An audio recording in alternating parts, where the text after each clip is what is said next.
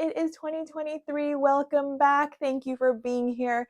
If you are new to this channel, please consider hitting that subscribe button if you enjoy this or if you want to see more, because that is the best way to let me know that you want to see more.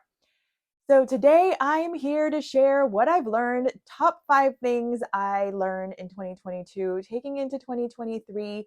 And I also picked a word of the year. I decided to do that this year. If you do that too, I want to know what your word is. So drop it in the comments what your word of the year is, or if you do something different, if you hit goals, or if you or set goals, or whatever it is that you do in the new year. Maybe it's resolutions. I don't do resolutions, but if you do, I'd love to know those too and what you do.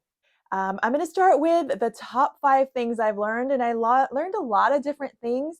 But as I was reflecting, I was trying to put it into simple 5 categories of things that have been over the course of this year. So, first things first. I didn't know what order to put these in, but the first one is going to be don't compare. It is so easy, especially with social media. And when you have a social media presence, there are comments. There are comments that are great, there are comments that are neutral, and there are comments that are terrible. You know, some people are going to need to take a break. And it might be weird for me to say this as someone that is on social media and YouTube and social things. And by you being here, it helps me with all the different things for other people to be able to see it, etc. But if you need to take a break, please do. Please put it down. If it is affecting your mental health, please just take time away. There is so much to compare against, and social media just makes it so easy. We do it in our daily life, regardless of media or not, social media or not. But try not to compare yourself. You do not know what people go through. Especially on social media, there's a lot of highlights, right? Everything is great, everything is this, because you don't see all the nitty gritty or the lowlights. But know that nobody is perfect. Everybody comes from a different place, different strengths, different weaknesses, different improvement areas, whatever you want to call it. So don't compare yourself to someone else. If you want to compare yourself to how you did yesterday, the week before, the month before, the year before, and you want to get better, props to you. That is how I evaluate things. Did I get a little bit better in what I wanted to get better at? But do not compare yourself to other people. That is a slippery slope. And I've had a lot of different comments on my videos, and several people have asked me, how do you deal with the negative comments? Because it's just part of the game. That's how I see it. And I don't let it affect me. Part of me says, well, person that didn't really like it and was not very kind, thank you for your comments. That helps other people see them. Thank you for your views. That also helps other people see my videos and see and find me. So thank you for what you gave me, but I'm not going to let your negativity, your whatever that caused you to leave those negative comments. When you do not know me, I'm going to just let that pass and hope that you have a better life in which you can uplift others, encourage others, and be kind to others. I hope that you being here on my channel, you feel encouraged, you feel lifted up, you feel not alone in this journey of life, of motherhood, of parenthood, whatever it is that drew you to me. I would also love to hear what drew you to this channel and what keeps you coming back, because that's great feedback for me to have. So that's number 1. Don't compare yourself to other people, or also your children to other people, because they are also different. Every kid is different. It is so easy to do that, especially where I live, where kids are in all these different activities. It is so easy to compare and say, I'm not doing enough. Parents, you are doing your best. Please hear that. You are doing your best. I'm getting kind of teary saying that, because I also need to hear that. You are doing your best. Okay, I'm just going to scoot back a little bit, because you don't need to be that close to my non-makeuped face, although that's my new normal. So Haha. Number two is sometimes you just need to be open to trying something new. And I learned that by being open to new things that you never thought you would do, which there were several big ones for me, you can be abundantly blessed by what you learn from that, from people you meet, from all the things that come from that. So, one big thing for me was starting a business with Life Activated Brands. It is a health and wellness multi-level marketing company. It's an MLM, and people have different reactions to that. There's no way around that. Some people love it, and I can now see why people love this industry. Some people hate it. Some people have very mean or negative experiences, and that's expected also. And some people are just neutral. I never thought I'd be here, especially in health and wellness.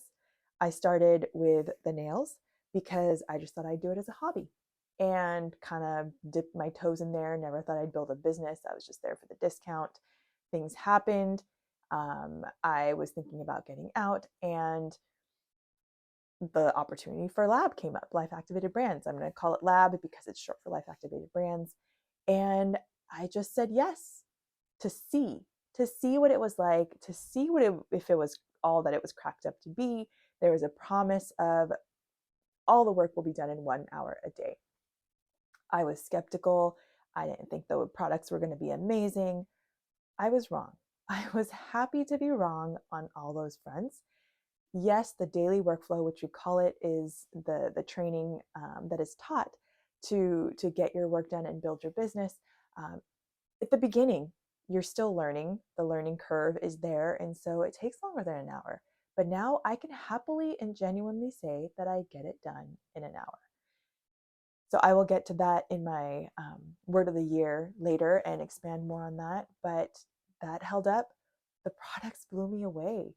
The stomach issues I had, the period cramping, I never thought I would have seen such a difference. And I was blown away. I was amazed. And that's why I'm here. And I think it would be a huge benefit to other people. And I think the business side would be a huge benefit to people that are looking for an additional income or just looking to help other people. So that is what I'll say about that. Just one more thing is for this month of January, it is $1 to start this business with me, to start a health and wellness business. So I'm just going to make this quick plug here is it's $1 to test drive it. We never get to test drive a job, rarely. So this is kind of like a test drive to see if it's really something that would fit you. If it doesn't, walk away. It's $1. No hard feelings. Thanks for trying. It's kind of what I tell my kid if they try food, right? Thanks for trying. But what if it is? What if it changes how you feel with the products? What if it brings you an additional income with the money that it brings in by helping other people? And the messages I get from people that say, this is awesome. It helped me with my iron levels. It helped me with my sleep. It helped me with my digestion. Those things really keep me going. They really do. So if you're interested, comment. You can say $1. You can say Lab. You can say, can you get me more info in the business? Whatever. I'll get you the information. I mean, I tried different things with the YouTube too. I tried different type of content. I tried YouTube Shorts. I never thought to do that before, but a lot of you are here because of that. And I learned from other people. I'm in part of communities where people give wins and share things they've tried that have worked. And we learn from other people. And we just have to be open to trying new things. So that is my number two. And there's a lot more examples I can give, but you get the idea. Oh, number three, self-care is not selfish. Can we just remember that self-care is not selfish? It really is a necessity, especially for us moms and parents, because we are pouring so much out. We put our kids first in so many things, or we put whoever we are caring for in front of ourselves, and we pour out, and sometimes we have nothing left. We are drained both mentally, physically, and we just get short with people. We get cranky. we get resentful. We need to fill our own cups. And so it is not selfish. It helps us show up better for others. And that is telling myself this too, because I need to remember this constantly. So I have found ways in which I provide self care for myself. Some of these things are really, really important. I like to move my body, I like to get exercise.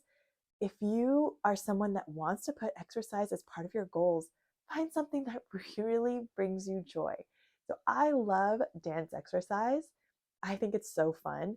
I have gone back to the gym for the first time in a long time, and there's just a different energy there. It really is.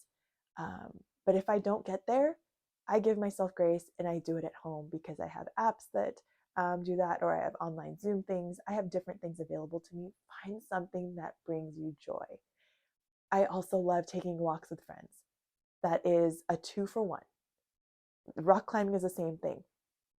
I get to go with friends. I get to have my girl time while I move my body. So it's not, I love eating too, don't get me wrong, but it's not just eating bad food and bonding, right?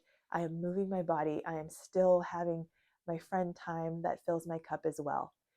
Rock climbing is kind of different too for me because it's like this mental and physical exercise. Whether I go by myself or with friends, they're kind of like a different thing for me. One is, like I said, my friend time. Two, when I go by myself, it's actually really exciting because I motivated myself to get there and I didn't need to rely on the accountability. The other thing that gets me there is I paid for a membership for rock climbing, and it is expensive, people. And I'm not saying this to brag, but it is over $100 a month. But I made a promise to myself that with my lab money, my money earned from my side gig with Life Activator Brands, I was going to pay for that membership for myself as a reminder to say, you did this. Don't compare yourself to others. You did this. You got this. Remember, you can do this in the future as well. And it's okay to reward yourself. So that was my thing to myself. And every time I go, I do remember that. But do something that brings you joy. And that made, for me, I paid for that. So I hate wasting money. So if I've paid for something, I'm going to go use it. Which is why even when I hurt my arm, I still went and used the sauna. Call me petty, call me cheap, call me frugal, call me whatever. But anyway, it's a motivating thing for me. Know yourself, find the things that get you to go do the things that you want to do. Number 4, it's okay to reevaluate and change course, to pivot. Things change in a day, a week, a year, 5 years, 10 years, whatever it might be, whatever that time frame might be for you. You set goals for yourself. You had a vision for what your life would look like at a certain point in time. Things change, and it's okay to reevaluate and allow yourself to set new goals or change things. So I'll give a few examples. There are more that I can give, but one example is the rock climbing membership that I just mentioned. So I bought that in September for myself, and I said, yes, I am doing this for myself. I'm going to commit to this monthly. And then 2 things happened. One, I hurt my arm in December, and so I shouldn't be rock climbing very much if I want my arm to heal and just give it rest, right? But I'm paying for it. So I want to go and I like it. So I want to go, but I shouldn't. And I don't know how long that's going to be. And so I don't want to waste money. So that was one thought in my head. And the second bigger thing was that my kids said they wanted to go before, but they changed their minds. They didn't want to, they didn't enjoy it. And so if I'm not paying for the guest, or I guess if I'm not adding a kid, or if I'm not using guest passes for them, it doesn't really make as much sense for me. I can go back to the punch pass method and it would be a similar price per time that I go. And I actually wouldn't have to worry about going every single week to make it count or to make my pass for that month pay off. And that could be good or bad because paying for it made me go, but at the same time, with my arm, with the kids, with whatever else, um, it's okay. I'm giving myself grace to not necessarily go every week if I can't, if I need to rest, whatever it might be. So that again could change in the future. Maybe I'm saying I want to go twice a week. And if that's the case, the membership makes sense. Reevaluate where you're at and allow yourself to change course to fit what's right for you at that time. Another thing for me was, like I mentioned before, the color streak. I didn't think that I would be stopping that soon, but things happened. The comp plan change was a huge thing that happened that didn't make sense for me financially. And so I said, okay, I feel like I'm quitting, but I evaluated all the reasons I was making the decision for myself and why I was pivoting to something else that I felt was more aligned to me. And those things, I felt peace at what decision I was making. So, for those of you that are trying to make a decision right now where you feel like you're quitting, or you feel like you're giving up, or you feel like you're not putting enough into it, or you feel like, I don't know, you're not good enough, it's okay to reevaluate. Have peace with the decision that you make. Easier said than done, but I hope that speaks to you. I hope it does. Number 5, the last thing before I head on into my word of the year and how I want to embody that is you have to be able to ask for what you want or what you need. Worst case, the answer is no, and you're back to where you started. So, a lot of when I started the food Instagram, I had to ask for brand partnerships or brands to work on giveaways with me and things like that. I had to say why I wanted to work with them, why I liked them, why we thought it would be a good fit and a win win. And a lot of them surprisingly said yes. And a lot of them, I was like, oh, this is a big thing. So I was super excited. I had to ask though. They didn't approach me. I had to be bold. I had to be willing to have them say no. A lot of them didn't answer. Um, a lot of them said not right now, and a lot of them said yes. Maybe not a lot. A few good ones said yes, and that was super super exciting to me. That was encouraging to me. If you haven't seen the giveaways, feel free to go look at my food Instagram. Or I also did a YouTube giveaway for the mochi donuts. So it was exciting. You have to be able to ask for what you want. Also, for my lab business, I don't go bother people that never want to be talked to or anything like that. But if someone has shown interest, someone has um, said, I want more information, I'm getting used to reaching out there and following up. And a lot of people are actually like, oh, I just totally forgot. And I have to get over this fear of feeling like I am bothering someone or burdening them by asking them to do something or see if they want more information. Because I think that's just ingrained in me that you just don't bother people. You don't ask people for things. But it's not bothering them when it is helping them. It is something that I truly think that they need and that they're interested in. If they have expressed interest, I'm just following up to see if they really are interested, or if they want to go tell me to pound sand, they tell me to go pound sand, and then I don't bother them again. It's really that simple. If you don't want me to talk to you, just tell me you don't want me to talk to you about this stuff. I'm not offended. I won't take it personal. Just say it nicely, hopefully.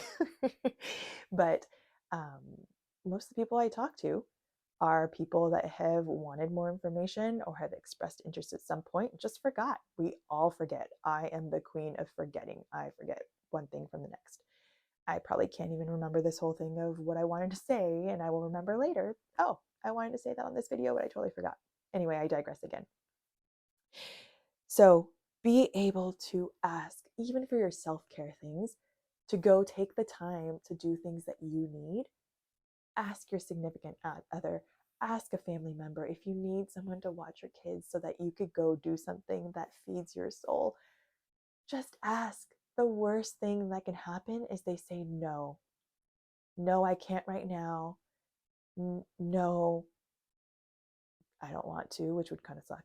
Um, but the worst thing that could happen is no. And that is not the worst thing in the world. Imagine what can happen if they say yes. You can go do those things to feed yourself. You can go do those things that help you show up better for others so that you can care for others. Okay, hopefully all those didn't come off preachy and that they were really helpful. If they are helpful, let me know. But my word of the year is intention, intentional.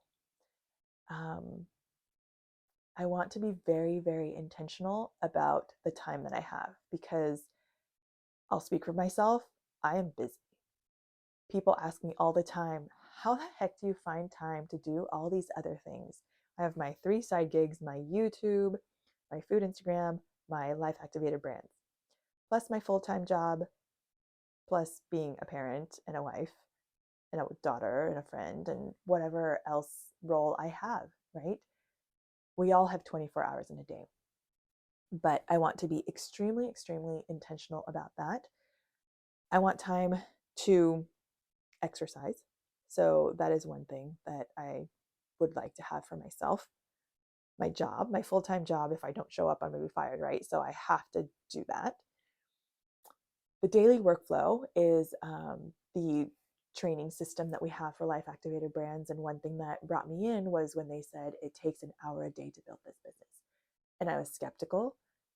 I wanted to prove it, perhaps wrong, but I was proven wrong. So that is an hour a day now for me. So I am building that in because that is important to me. One-on-one time with my kids, special times with my kids is super, super important, especially because I work. It is really important to me. And my kid came to me, my younger one came to me last week and said, Mama, we haven't been doing our one-on-one special times. I really miss it. And I looked at him and I said, you're right. I do too. So that is super important to me that we build that in. It's 10 minutes a day. It can be as little as 10 minutes or we can extend it. But that is so precious to both of us. That's a must for me. I am building that in for both of my kids. And along with that, it is special time for your spouse or your significant other, especially if you're a parent.